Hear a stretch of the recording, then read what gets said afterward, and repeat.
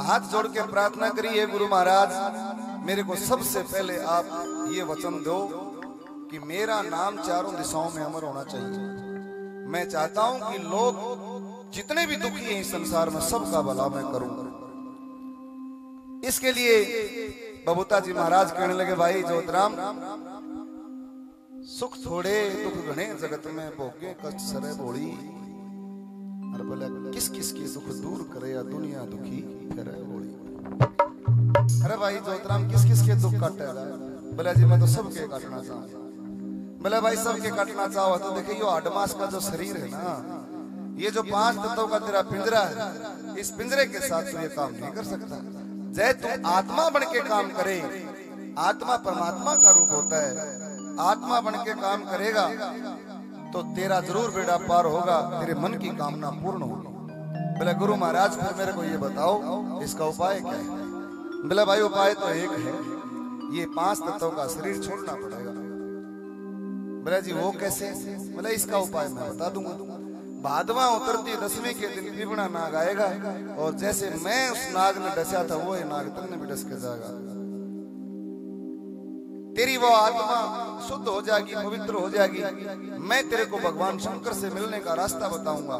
भगवान भोलेनाथ ने तेने जो चाहिए वो वरदान मांग लिए, मैं तेरे को अच्छे से ज्ञान सिखा दूंगा। अब सजनों जोतराम जी ने अपने गुरु महाराज की बात को सिर पे धर के उसके चरणों की धूली को माथे पे लगा के उस दिन की बात देखने लगे जिस दिन वो भादवे की 10वीं आई।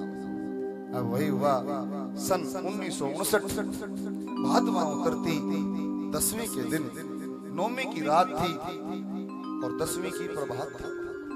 9वीं की रात को 9:15 बजे जोतराम जी के पास वो पीवना नाग आया। जोतराम जी आराम से लेटे हुए अपना काम धंधा करके खेत में आए थे। उसको एहसास था कि आज मेरे साथ वो घटना होने वाली है, इसलिए अपनी पत्नी राजकौर से मिले, अच्छे ढंग से बातें की, अपने बच्चों का सिर पुचकारा। 2 बेटे जोतराम जी के, बड़ा बेटा हरि सिंह, छोटा बेटा राम स्वरूप। और उस टाइम पे हरि सिंह 4 साल के थे, राम स्वरूप 11 महीने का था।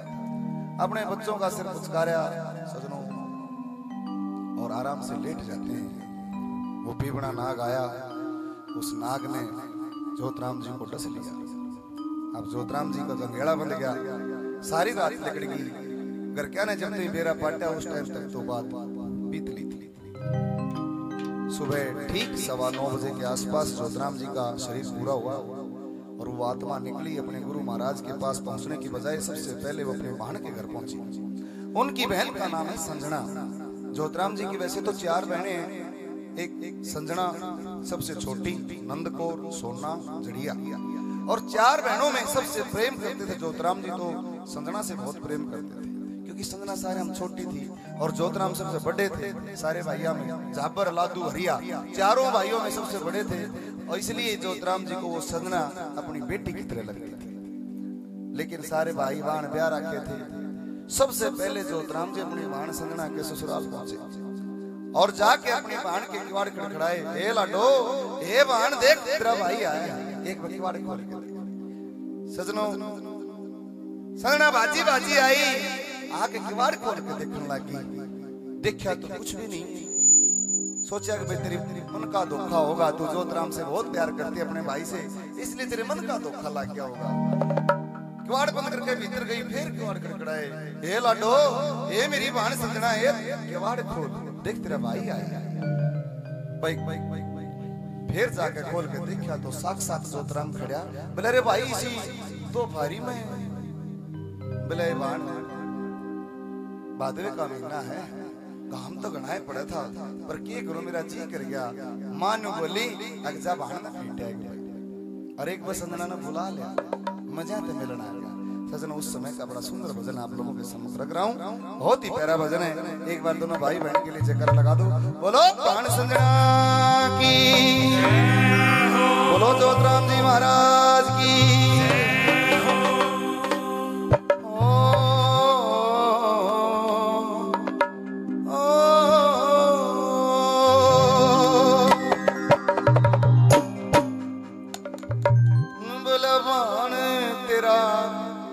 भाई आया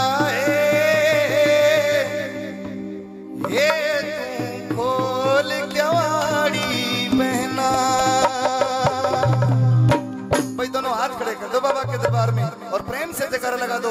बोलो बहन के राजा की। बहन तेरा भाई आया है, ये तू बोल के वाड़ी में। बहन तेरा भाई आया है, ये तू बोल के वाड़ी में। बहन तेरा भाई आया है, ये तू बोल के वाड़ी में। ये तू बोल के वाड़ी में ना, ये तू बोल के वाड़ी में ना। बहन तेरा भाई आया है, ये तू बोल के वाड़ी में ना। बहन तेरा भाई आया है, ये तू बोल के वाड़ी में।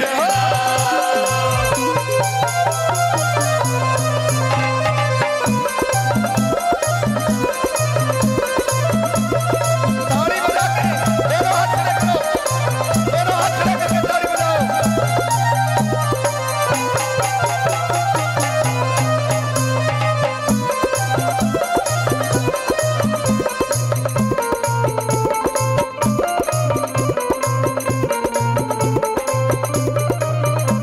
ये तावड़ करके घर पे जाइए, तावड़ करके घर पे जाइए। ये तावड़ करके घर पे जाइए, तावड़ करके घर पे जाइए। ये मत गाए ज्यादा वार लगाइए, मत गाए ज्यादा वार लगाइए। ये लेने में मैं खुदाया है, ये तू बोल के वाड़ी में न ले। मैं खुदाया है, ये तू बोल के वाड़ी में न।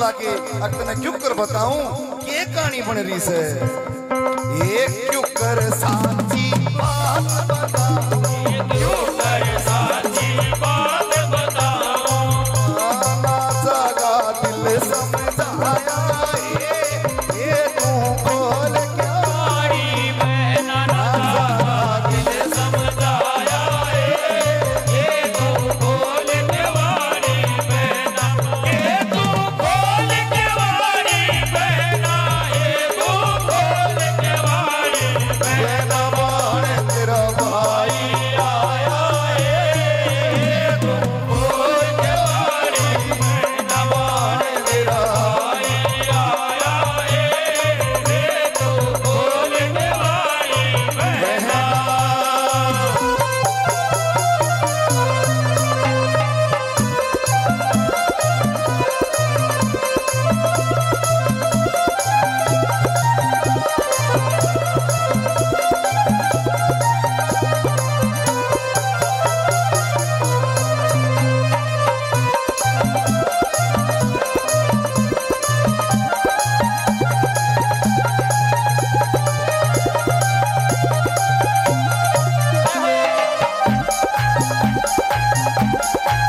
बोला चोटराम महाराज की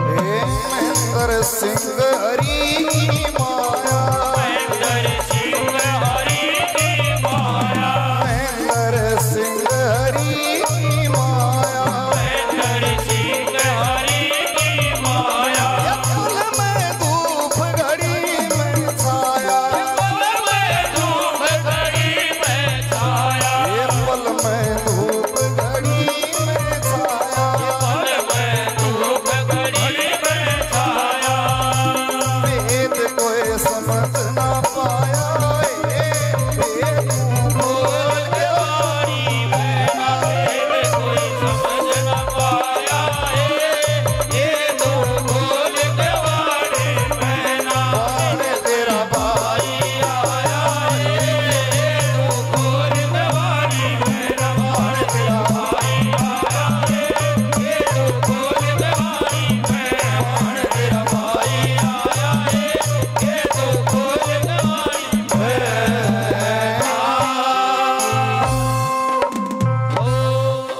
बोलिए मान संजना की प्रेम से कह दो जोतराम जी महाराज की भाई दिल से कह दो जय बाबा की सारे बोल दो भाई जय बाबा की आप भी बोल दो भाई जय बाबा की आप भी बोल दो जी जय बाबा की भाई बाबा का नाम लेने से देखो हमारी आत्मा भी हमारा मन भी हमारा तन भी हमारी जीव हमारा जीवन पवित्र हो जाता है। और ये तो बाबा जोतराम जी महाराज की अमर कथा है। इस अमर कथा का एक एक बोल एक एक मोती के समान है। जोतराम जी ने अपनी बहन की कुआड़ खड़काए, बहन ने गेट खोलिया, देखा तो साक्षात जोतराम खड़ा। बोले रे भाई इतनी दोपहरी में क्या करना आया? बोले बहन मैं मां ने भेजा न्यू कही है जा बहन समझना नहीं। अब जोतराम जी ने अपनी बहन तक कही तो न्यू कहने लगी रे भाई क्या काम हो गया इसे? बोला बहन मन नहीं मेरा इस बात का, वो तो माए बताओगी के काम से, मेरा काम था लेना आना, मैं लेना आ गया था। चल मेरे आगे आगे बोले। अब अपनी बहन को लेके चल पड़ते हैं जोतराम जी। सजनो गांव के गोरा आके जोतराम जी ने बोले लाडो तू घर चाल में यो आया मनसा में बैठ।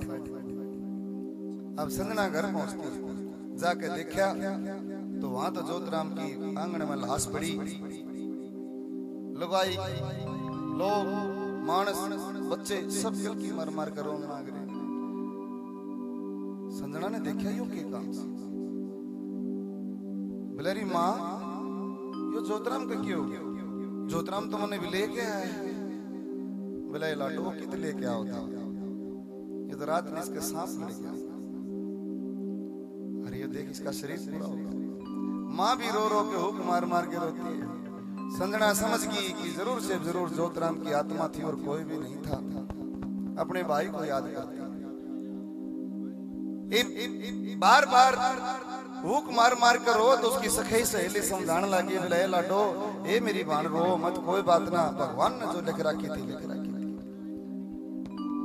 अब कुछ अंत्येष्टि होने के बाद वो अपने ससुराल चली गई और वहां उसकी सास, उसकी सहेली, उसकी ननदे पूछने लगी, बोले बेबे क्या हो गया ये, तेरे भाई के लिए क्या बनी, ए बोले बेबे क्या बनी, क्या बताऊं, मारे समझ में नहीं आई, न्यू बताओ सांप लड़ गया।